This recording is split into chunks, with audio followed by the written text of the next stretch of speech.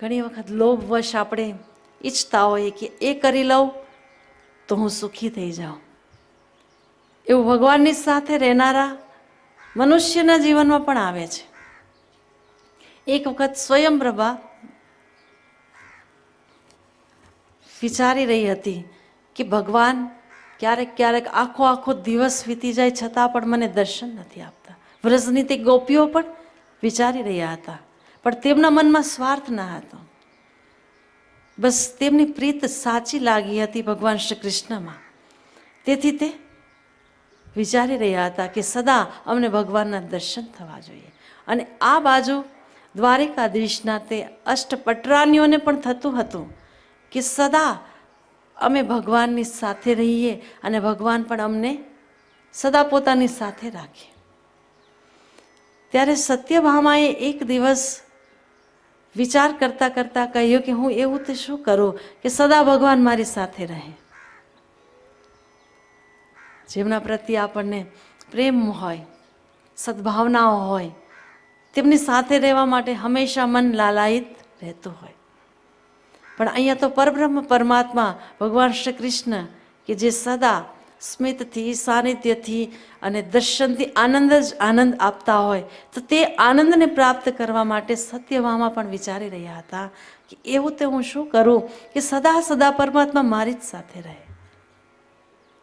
ત્યારે એક દિવસ તેમણે કથામાં સાંભળ્યું કે જે વસ્તુ આપણને પ્રિય લાગતી હોય તેમનું આપણે દાન કરીએ તો તે અનંત અનંત ગણું થઈને આપણને પાછું મળે. તો સત્યભામાએ વિચાર્યું કે મને તો ભગવાન શ્રી કૃષ્ણ જ પ્રિય લાગે છે, તો હું આજ ભગવાન શ્રી કૃષ્ણનું દાન કરું, જેથી ભગવાન શ્રી કૃષ્ણ મને હંમેશા માટે પોતાના થઈને મળી જાય. તો સત્યભામાએ નારદજીનું આવાહન કર્યું. હાથમાં એક અંજલિમાં જળ અને તુલસી પત્ર લઈ સંકલ્પ કર્યો કે હે નારદ મુનિ, આપ બ્રહ્માજીના માનસ પુત્ર છો અને એક સંત સ્વરૂપમાં પણ છો. આપના સ્મરણથી, આપના દર્શનથી ભગવાન પણ ખુશ થાય છે. તો આજે હું આપ સંતને ભગવાન એટલે કે મારા પતિદેવને સમર્પિત કરું છું. અને પણ અંદર હતું કે ભગવાન મહારાજ બની રહે. સત્યભામા સંકલ્પ કરી ચૂક્યા હતા. નારદજી પણ પ્રકટ થઈ અને એમના સંકલ્પને સ્વીકાર કરી લીધો, કારણ કે આજ પરબ્રહ્મ પરમાત્મા દાનમાં મળી રહ્યા હતા. તો નારદજી કેવી રીતે પાછળ રહે? નારદજી પણ ખૂબ ખુશ થઈ રહ્યા હતા.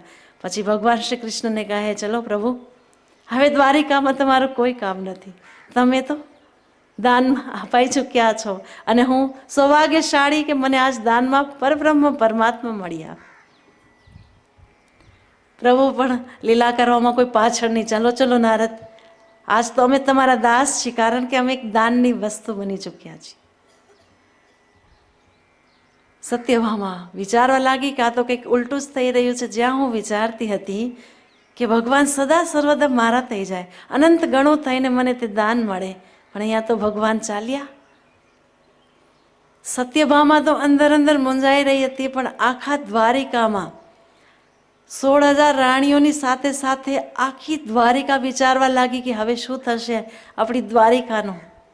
ભગવાન તો ચાલ્યા, સ્વયં પોતાને દાનમાં વેચાઈ ચૂક્યા છે, દાનની વસ્તુ માની ચૂક્યા છે. હવે શું કરીએ? બરાબર મંથન થઈ રહ્યું છે કે હવે શું કરીએ. પણ આજ કોના માટે મંથન થઈ રહ્યું છે?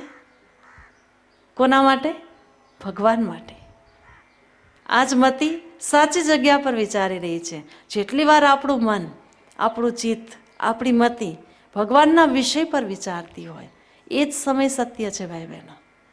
એ જ ઘડી પરમ પાવન પવિત્ર છે કે જે સમયે આપણને ભગવાનની યાદ આવી જાય. આ જાણી અજાણી દરેક દ્વારિકા નગરીના દરેક સ્વજન બંધુજન વિચારી રહ્યા હતા કે એવું તો શું કરીએ કે ભગવાન હવે પાછા આપણા દ્વારિકામાં જ રહે. ત્યારે એક વ્યક્તિના મનમાં આવ્યું કે નારદજીથી જઈને આપણે પ્રાર્થના કરીએ કે હે નારદ મુનિ, કૃપા કરીને તમારે જે બીજી કઈ ચીજ જોઈતી હોય તે લઈ લો, પણ પ્રભુ શ્રી કૃષ્ણને ના લઈ જાઓ. અગર ભગવાન જતા રહ્યા દ્વારિકાથી તો દ્વારિકા તો ખાલી ખાલી થઈ જાય. ત્યારે નારદજી કહ્યું કે સારું, મને ખૂબ સોના, હીરા, મોતી, ઝવેરાત આપો. જેટલા ભગવાન કૃષ્ણના વજન છે તે વજન બરાબર મને અમૂલ્ય હીરા, મોતી, માણેક આપો, તો હું ભગવાનને છોડી જાઉં. દ્વારિકામાં કોઈ ધન સંપદાની અછત તો હતી નહીં ભાઈ બહેનો. તરત જ તૈયારી થઈ ગઈ. બંને પલડાઓ રાખ્યા છે. ભગવાન કૃષ્ણને પણ નારદજી બેસાડે છે એક પલડામાં, અને એક પલડામાં આખા દ્વારિકાના જેટલા પણ સોનાના, હીરા, ઝવેરાત વાળા દાગીનાઓ હતા તે દરેક દાગીનાઓ મૂકવામાં આવ્યા. પલડું છલકાઈ રહ્યું, પણ આજ ભગવાન કૃષ્ણના થી ઉપર થઈ શકતું નથી. ઉપર ને ઉપર જ છે અને ભગવાન નીચેના નીચે જ છે. જ્યારે બરાબર તોલાય ત્યારે તો તે દ્વારિકાધીશ પલડામાંથી નીચે ઉતરે, અને એ દ્રશ્ય આખી દ્વારિકા જોઈ રહી છે. સત્યભામા પરેશાન.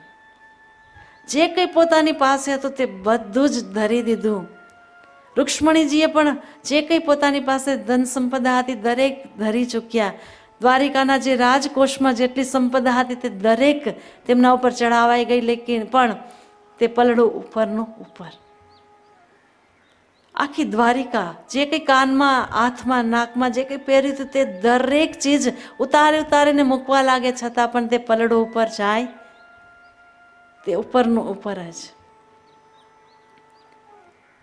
ત્યારે રૂક્ષ્મણીજી કે જે સાચો પરમાત્મા ચરણોમાં પ્રેમ ભક્તિથી વંદન કરતા, પ્રભુને જ સ્મરણ કરતા કહે છે, એક ક્ષણ માટે તે આંખ બંધ કરે છે. રૂક્ષ્મણી માતા આંખ બંધ કરીને પ્રભુને જ કહે છે કે પ્રભુ, દ્વારિકામાં જેટલી પણ સંપદા હતી, જેટલા પણ હીરા, માણેક, ઝવેરાત હતી, જેટલા પણ રાણીઓના આંખ, કાન, નાક પર જે સોનું ચડાવવામાં આવ્યું હતું તે પણ આજ આપના ચરણોમાં સમર્પિત છે.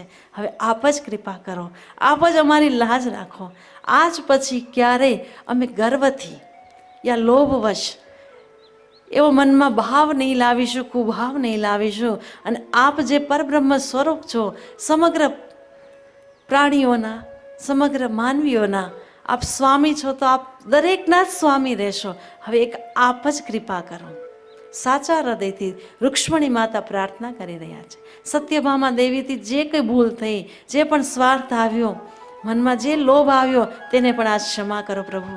એક આપ જ કરતા ધરતા ભરતા છો, અને આપ કૃપા કરશો તો જ દ્વારિકા બચી શકશે. જ્યારે ભક્ત આર્ત ભાવથી પ્રાર્થના કરતો હોય ત્યારે તે સાચા હૃદયની પ્રાર્થનાથી, ભક્તના ભાવોથી ભગવાન પણ પીગળી જતા હોય. ભગવાનનું હૃદય પીગળ્યું અને ભગવાને રૂક્ષ્મણીજીના અંતરમાં પ્રેરણા આપી કે મેં તુલસી માતાને વરદાન આપ્યું છે કે જ્યાં તુલસી દલ હશે અને એ પ્રેમથી મને કંઈ પણ આપશે તો હું તે ભેટથી સંતુષ્ટ થઈશ. તો હે રૂક્ષ્મણીજી, અગર તું સદા સદા અમને દ્વારિકા રાખવા માંગતી હોય તો તુલસી દલ ચડાવી દે. અને જેવા રૂક્ષ્મણીજી અંતર પ્રેરણા સાંભળી તુલસી વનથી તુલસી દલ તોડી અને એ પલડા પર મૂકે છે. મૂકતાની સાથે જ તે પલડું નીચે ને પરબ્રહ્મ પરમાત્મા ઉપર. ત્યારે કહ્યું છે કે સાચા હૃદયની ભક્તિ, જ્યાં પોતાનાપણું હોય, સાચો પ્રેમ હોય, ત્યાં પરમાત્મા પણ વેચાઈ જતા હોય. રૂક્ષ્મણીજીનો તે પ્રેમ આપણને દર્શાવે છે કે સાચો પ્રેમ અને સાચી પ્રાર્થના મનુષ્યને સાચો પથ દર્શાવી દેતી હોય.